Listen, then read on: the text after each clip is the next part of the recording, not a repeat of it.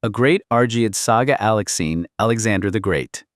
Volume 1, Telesias, The War Dance. By Macaulay. A new episode every single day. Episode 15-2, Threshold of the Great Ancestor, Part 2. By midday, the geography of the crisis had calcified into a predatory trap. Miles from the exhausted, ash-choked crawl of the royal column, the external forces meant to break the Argead back began their final, lethal alignment. Pelopidas was still leagues to the south, but his presence was a rot in the minds of every Macedonian strategist. He had turned the Theban vanguard into a relentless, singular organism.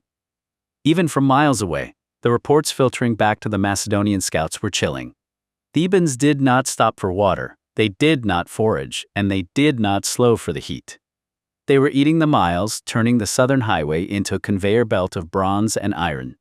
Pelopidas wasn't just marching. He was creating a terrifying mathematical certainty. He was calculating the exact moment the Macedonian column would be forced to bottleneck in the mountains, timing his arrival to intersect them the moment their exhaustion turned to total collapse. The threat was not his blade at their throat yet. It was the knowledge that every minute the royal column wasted in the smoke, the distance between them and the Theban phalanx grew smaller by a terrifying margin. While Pelopidas hammered at the southern reach, a more immediate threat ghosted across the eastern plains. Pausanias, the pretender who carried the ghost of a claim to the throne, had finally revealed his hand. His Chalcidian mercenaries moved across the Mygdonian salt flats with the silent efficiency of a desert wind. Unlike the Thebans, they were already within the heartland. They didn't need to cross half the kingdom, they only needed to survive the heat of the flats. By noon, the reports were no longer rumors. Scouts reported a dark stain moving against the bleached crystalline expanse of the salt flats. They were ghosts made of steel, positioning themselves exactly 48 hours from Pella's eastern gates. Pella, the beating heart of the Argead treasury and the symbolic seat of the dynasty, lay wide open. The capital's defenses had been stripped bare to provide the very honor guard that was now trapped in the mountains with the king. Pausanias knew the math better than anyone. He didn't need to defeat the army in the mountains. He only needed to reach the empty throne in Pella before the army could crawl back to defend it. The vice was tightening. To the south, Pelopidas was the iron that would eventually crush them. To the east, Pausanias was the blade that would carve the heart out of their home. In the center, the royal column continued its slow, grinding death march, unaware that while they fought for their lives in the passes, the kingdom itself was being unmade by the inexorable ticking of the clock. The oppressive veil of ash finally thinned, and as the column crested the final, jagged spine of the Pyrenean foothills, the landscape surrendered its secret. There it was, Aegae. The ancient capital shimmered in the harsh midday glare, its bone-white limestone walls rising from the valley floor like the bleached ribs of a titan.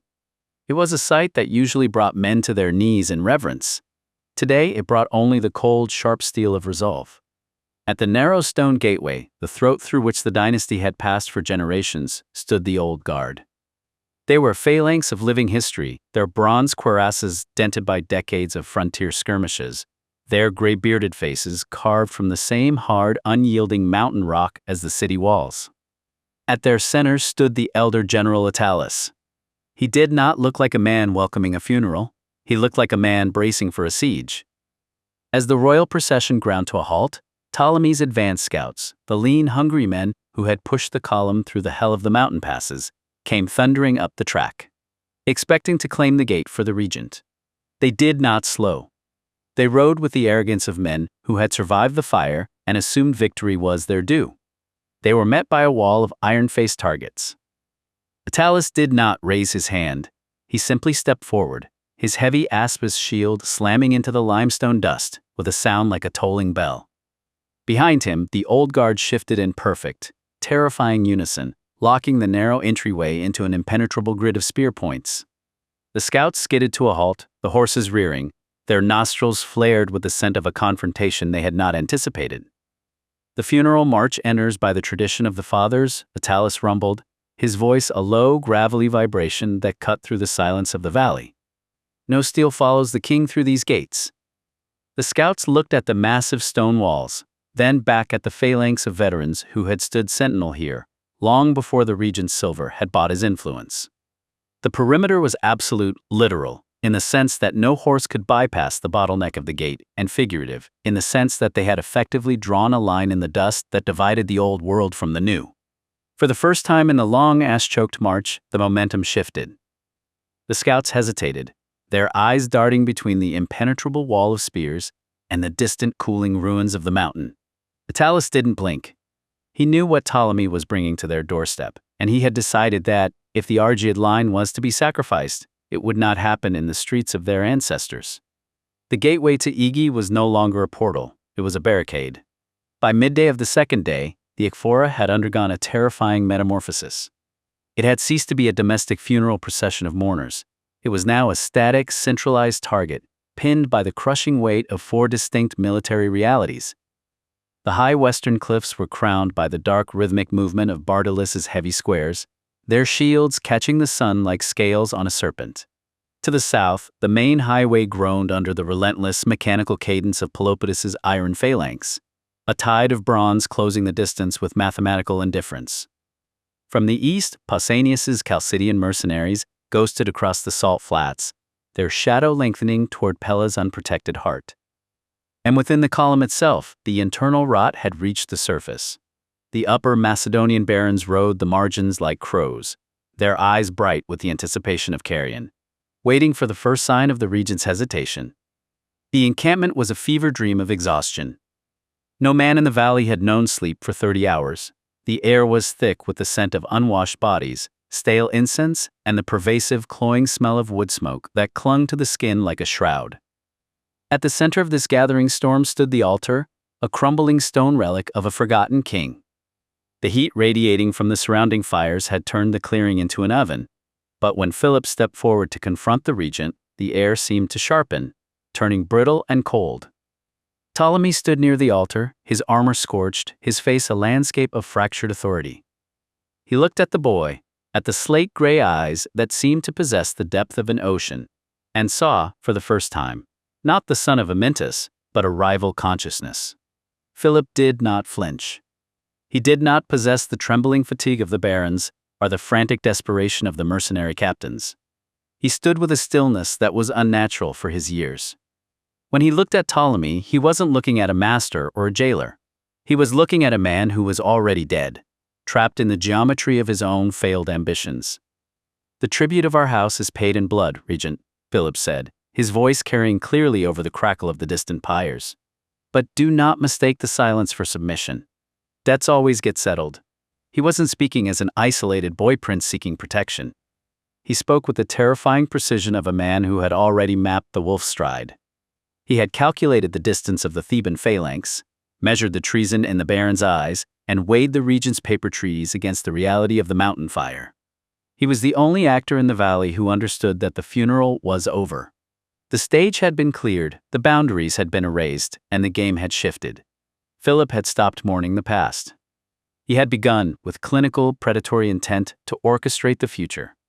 In the shadowed periphery of the Aegae, the Lyncestian and Elymite lords moved with the practiced grace of men who had spent their lives trading loyalties like livestock. They were the northern mountain barons, the restless frontier dukes who viewed the Argead crown as a distant, fading sun, as the funeral column buckled under the heat of the Illyrian fire-herding. These lords maintained a facade of impeccable devotion. They rode at the flanks of the royal carriage, their banners held high, their guards shouting orders to keep the path clear for the sacred cortege. They played the part of the staunch defenders, offering Ptolemy the comfort of their presence, while subtly advising him to discard his heaviest equipment and retreat through the safest hidden ravines. It was a brilliant, treacherous pantomime. While their standard-bearers shouted commands to the Macedonian infantry, the lords themselves were dispatching messengers into the smoke. These emissaries were not carrying pleas for aid, they were carrying keys. They rode to Bardalis' camp under a flag of truce, their faces obscured by ash-stained hoods. Their offer was stark and cold. They controlled the narrow mountain passes that formed the natural exit from the valley. They proposed to flip their sectors, opening the gates of the mountains to the Illyrian light infantry, at the precise moment the regent's guard was most vulnerable. "The dynasty is a house of cards," the Lyncestian envoy whispered to Bardalis' chief lieutenant, his voice barely audible over the crackle of burning pine. We do not need to shatter the walls. We only need to unbar the doors. In exchange for the sovereignty of our highlands, for an Illyrian guarantee of our territorial autonomy, the pass will be yours when the moon reaches its zenith. Bartolus, watching from the cliffs, merely nodded. He had no intention of keeping his word to the barons once the Argeads were gone, but for now, they were his most valuable weapon. Back in the column, the barons continued their double game. They nudged the royal carriages toward the very traps they had helped the Illyrians set. They were the termites in the pillar, eating away at the structure of the state, while feigning the posture of the most loyal servants. To them, the fire consuming the valley was not a tragedy. It was a forest fire that would clear the old, suffocating canopy of the Argead dynasty, leaving the mountain lords as the masters of the fresh, new growth. They watched the flickering horizon with predatory satisfaction, knowing that when the final collapse came, it would be their hand that pushed the crown into the dirt. The second day's sun struck the limestone dust of the highway with a blinding glare, turning the air into a shimmering furnace. Trapped at the snail-like pace of the crawl, Ptolemy of Aloros adjusted his heavy, purple-trimmed cloak, with a slow, deliberate flex of his forearm. To the thousands of levies and weeping noblemen lining the sweltering road, his mask of state protection remained flawless, an unyielding pillar of authority guiding a fractured realm toward its ancestral graveyard. But beneath the polished bronze of his cuirass, his focus was narrowed to a razor-sharp edge that had nothing to do with the dead. Let the priests chant their archaic invocations until their tongues swell. Ptolemy calculated silently, his hand gripping his mount's silver-mounted bridle as the great black warhorse paced rhythmically beside the prince. They do not see the geometric precision of the trap. If the Athenian fleet does not see my timber logs stacked on the Methone docks by the next moon, my foreign credit lines vanish. And if the merchants freeze my coin, those 1,200 mercenaries holding the eastern frontier will turn their spears on my own tent. He glanced down, his massive shadow completely swallowing the pale, sweat-drenched profile of the young king, Perdiccas III.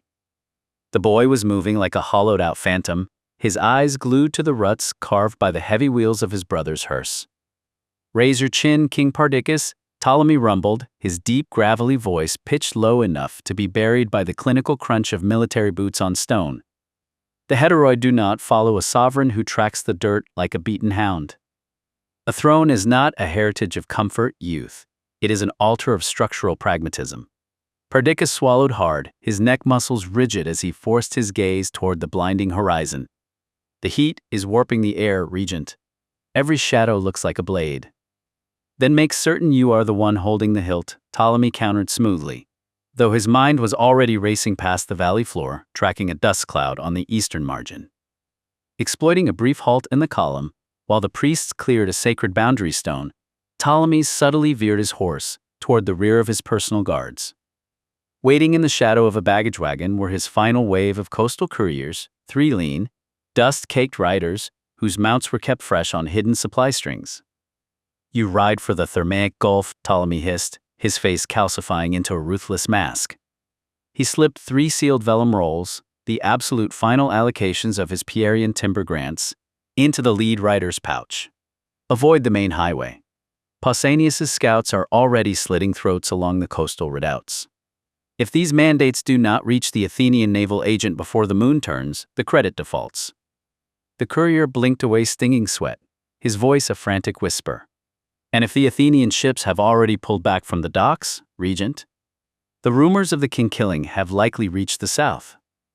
Then you buy the captain of the vanguard with whatever timber rights are left on the mountain slopes," Ptolemy commanded, his register dropping into a freezing clinical tone that brooked no debate. "If Athens defaults, we run a race against our own blood. Go." With a silent nod, the riders dissolved into the shimmering heat mirage of the valley. Ptolemy guided his stallion back to the head of the crawl, his pulse thumping like an unyielding drum. "Let them think I am a demon who barters away the bones of the kingdom," his inner monologue resolved, his eyes locked on the jagged silhouette of the sacred hills ahead. "I will lease every tree in Macedon to the south if it buys me the iron to survive this purge." Alexander's death left the throne in a bloody vacuum. Tomorrow, when the ash falls at Aegae, only the man who can pay for his spears will keep his head. Behind the heavy, sealed linen curtains of the formal royal carriage, The universe was reduced to a suffocating, pitch-black cage that smelled of stale sweat, bitter unburned myrrh, and raw ink. Inside, Queen Mother Eurydice sat motionless as the carriage jolted violently against the rocky ruts, its iron-rimmed wheels grinding against limestone. She barely heard the agonizing, rhythmic wailing of the lowland levies outside, or the clinical thud-thud-thud of Ptolemy's cavalry flanking her wheels. Her mind operated as a cold, furious tactical ledger, mapping out her retaliation. Ptolemy believes he has locked the board because he leverages the boys from his saddle. Eurydice calculated fiercely, her unblinking gaze fixed on the faint, blinding white light filtering through the weave of the fabric. He thinks my silence is the paralysis of a broken widow. But a throne is not held by the man who commands the dirt today. It belongs to the faction that organizes the perimeter for tomorrow. I will build an iron vice around his throat before his horse ever clears the gates of Aegae. Using the chaotic shifting of the morning crowd, where weeping nobles, priests, and supply slaves drifted alongside the royal baggage train, she weaponized the darkness of her chariot. With fingertips stained in charcoal soot, she used her knee as a makeshift desk, scratching frantic mandates onto strips of coarse parchment. She trusted no heralds, no palace attendants. Every message was addressed to a singular variable, Antipater's administrative network. The carriage groaned as it crested a sharp incline, slowing to a crawl. Eurydice parted the heavy linen curtain by a fraction of an inch, just enough to catch the profile of a low-level logistics clerk walking beside the wheel. He wore the iron ring of Antipater's salt house inspectors. "Take it," Eurydice breathed, her voice a low, gravelly rasp. Through the narrow slit, her ringed fingers flashed, pressing the rolled vellum into the clerk's calloused palm. To the 3rd Garrison Commander at the Axios Redoubt, she commanded, her intensity sharpening with predatory urgency. "Tell him to detach 40 loyalist spears from the baggage rear immediately. They are to form an airtight defensive perimeter around Prince Perdiccas and young Philip the moment the column enters the sacred valley. If Ptolemy's Aloros guard attempts to separate the boys under the pretext of the burial rites," she paused, her voice dropping to a freezing clinical register.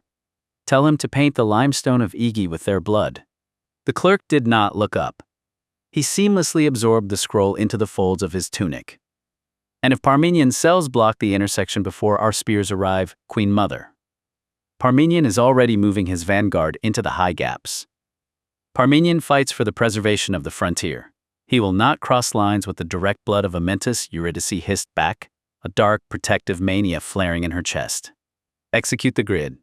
If my sons are separated from the veteran guard before the pyre is lit, we are not completing a funeral. We are executing a dynasty. Move." The curtain slapped shut, plunging the cabin back into ink. Eurydice leaned her head against the hard oak paneling, her breath rising and falling in the heat. Below, through the floorboards, she could hear the synchronous strike of Philip's sandals hitting the sun-baked stone. He was walking in the grit, unbowed, tracking the horizon with those slate-gray pupils she had given him. "Weep for your brother, Perdiccas," she thought, her hands clenching into iron knots. "Let the Regent play the master planner for one more league. But when the ash falls tomorrow, they will discover that a Lincestian mountain princess does not beg for her children's skins. She engineers the cage that breaks the wolves." Operating on the direct periphery of the march, young Attalus rode with his spine straight and his fingers lightly resting on the gold-leafed pommel of his short sword. Flanking his mount was his private household vanguard, a dense, suffocating perimeter of 80 elite lowland foot retainers, their bronze-faced targets polished to an aggressive, mirror-like sheen that deflected the blistering heat directly into the faces of the passing court. To the weeping nobility and the dust-choked levies, he presented the image of a fiercely protective dynastic guardian.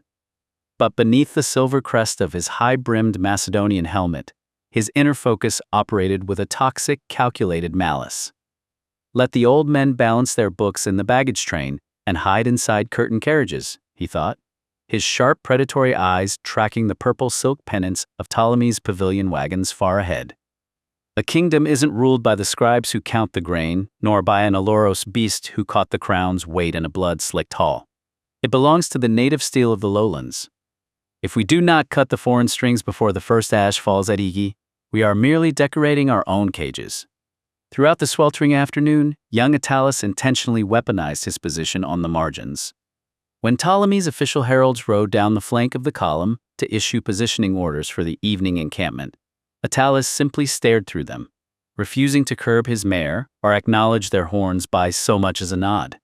Instead, he subtly shifted his line of march, pulling the younger, hot-blooded heirs of the primary Upper Macedonian aristocratic bloodlines into his immediate riding circle. "Look at the Regent's guard," Attalus murmured, his voice a low, gravelly frequency, pitched perfectly to carry over the heavy, rhythmic crunch of military boots in the dust. He gestured with his whip toward Ptolemy's Chalcidian mercenaries. "They carry themselves like masters, yet they have never bled on an Illyrian frontier. They are clerks in armor, gentlemen." A young noble from Elamia, his face crusted with gray salt and sweat, pulled his mount closer, his eyes flashing with raw, volatile ambition. "The Regent swears their presence is the only thing keeping Pausanias from breaching the eastern redoubt, Attalus. He says Athenian credit lines are securing our borders while we mourn." "Athenian credit lines are a slave's collar, youth," Attalus hissed back, a sharp, dangerous smile cutting across his face as he planted the toxic seed. "Ptolemy is bartering away your timber and your birthright to buy foreign spears because he is terrified of his own people.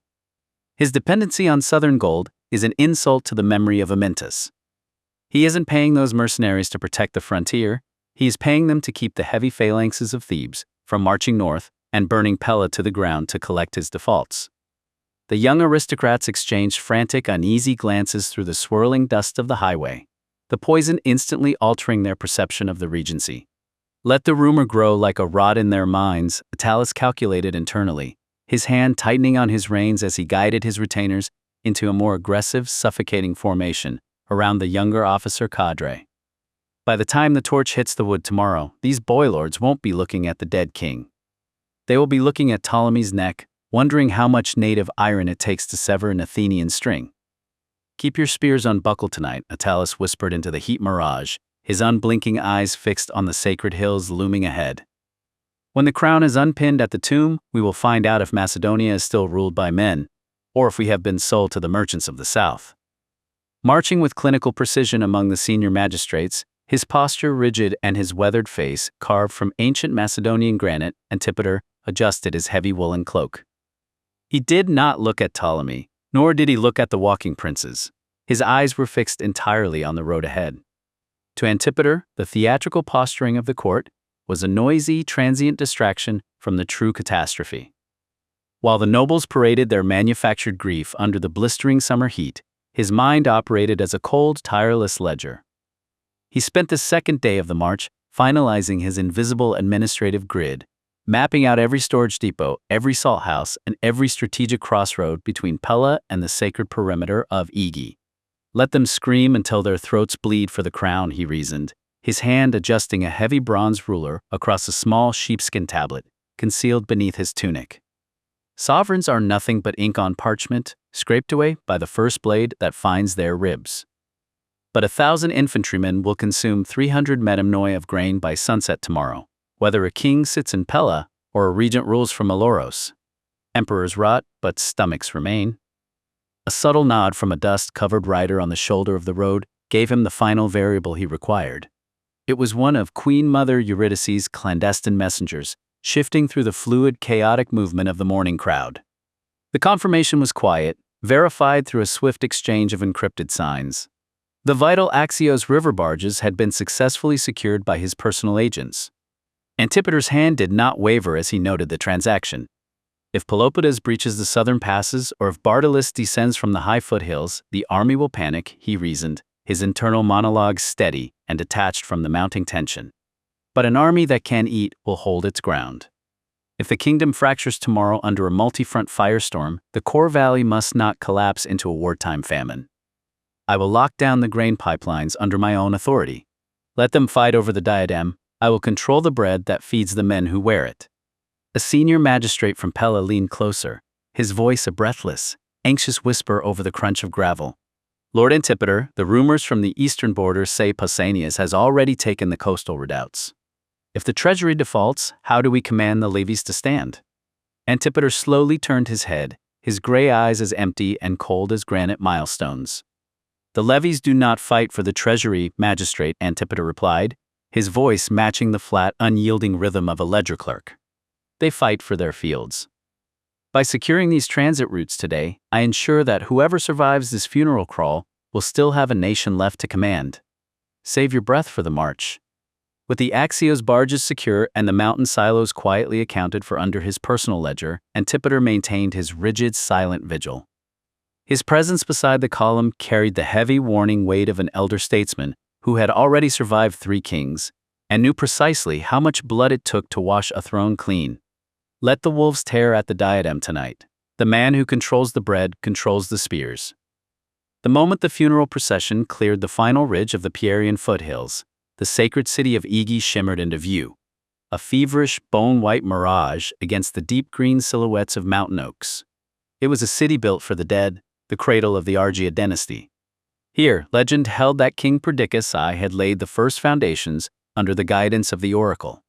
It was an immutable truth of their bloodline. While an Argead might rule from Pella, they could only pass into eternity here. They had marched this exact highway barely 2 years prior, carrying the bones of King Amyntas III. But this time, the illusion of majesty had vanished. The white limestone walls and the grand monuments towered beneath the blinding midday sun, not like symbols of eternal power, but like bared specters hungry for the next sacrifice. From the dark heart of the great tumulus, a thin column of milky white smoke rose perfectly straight into the mocking sky. The priests of Zeus Patrus moved with a terrifying mechanical cadence around the limestone hearth, chanting the secret genealogies that connected the bleeding boy in the coffin directly back to the lightning-bearer of Olympus. The air grew heavy with the sharp, sickeningly sweet stench of unwatered wine, honey, and the warm fat of black bulls being rendered to grease the path to the underworld. In the archaic theology of the Argead clan, a slain king could not simply wander into Hades. He had to be validated by the priests. Without the systematic spilling of blood to nourish the shades, Alexander's ghost would remain a furious phantom, rotting the foundations of the state. High above the sacred valley, old General Attalus stood motionless, gripping the cold limestone of the parapet. Below him, the funeral column crawled forward like a massive, dust-caked serpent. Let the lowland politicians strut across the burning plains, Attalus thought, his gray pupils narrowing. They think because they can purchase a merchant's ledger, they have bought the marrow of this realm. They do not understand that the crown belongs to the blood that holds these graves. His calculation was interrupted by Amyntas, his veteran third commander. The regent's advance scouts demand entry to the outer courtyard, General. He claims he carries Ptolemy's official seals to inspect the royal pyre. Attalus did not turn. Tell the captain that the pyre is governed by the laws of Heracles, not the ledgers of a regent. If he wishes to inspect the wood, he may do so from the far side of the creek bed. Not a single lowland horse crosses the limestone threshold before the body of the king arrives. He threatened to report your hesitation to the regent's staff, Amyntas added, a grim smile cutting through his beard. Ptolemy may view it as he pleases, Attalus countered, his voice the weight of a tomb slab. Deploy the 1st and 2nd centuries of the old guard. Lock down every path leading into the royal burial chambers. If the regent attempts to turn this holy ritual into a stage for a purge, he will find that the gates of Aegae do not open for traitors. Riding nearest to the regent, Antipater tightened his jaw at the old commander's defiance. He did not look at Ptolemy, nor the trembling boy king. His eyes were fixed on the road ahead. Keep your tongue behind your teeth, Attalus, Antipater rasped. Aegae demands silence. The dead do not care for your small vanities. Philip let his slate-gray eyes sweep across the perimeter, ignoring Attalus entirely. He saw the Aloros mercenaries, an iron cage disguised as an honor guard, and Ptolemy, his purple clammies billowing like spilled wine. Our great ancestors await, Ptolemy declared, his voice echoing off the cliffs. Let us bring everything to its swift conclusion. For the living, there remain great, urgent duties. Urano stepped closer to Philip, her voice a venomous edge. He's in too much of a hurry to put my brother in the earth. He intends to lock the doors of the treasury and assume his duties as master of the realm the moment the tomb is sealed.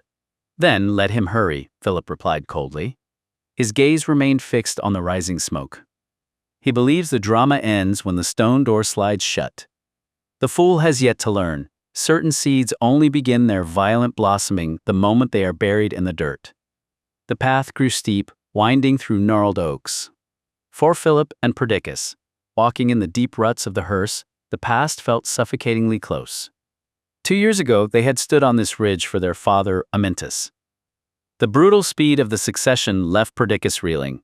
He could still remember the phantom warmth of his father's hand, then the weight of Alexander's, and now, nothing but a cold crown and a kingdom crawling with killers.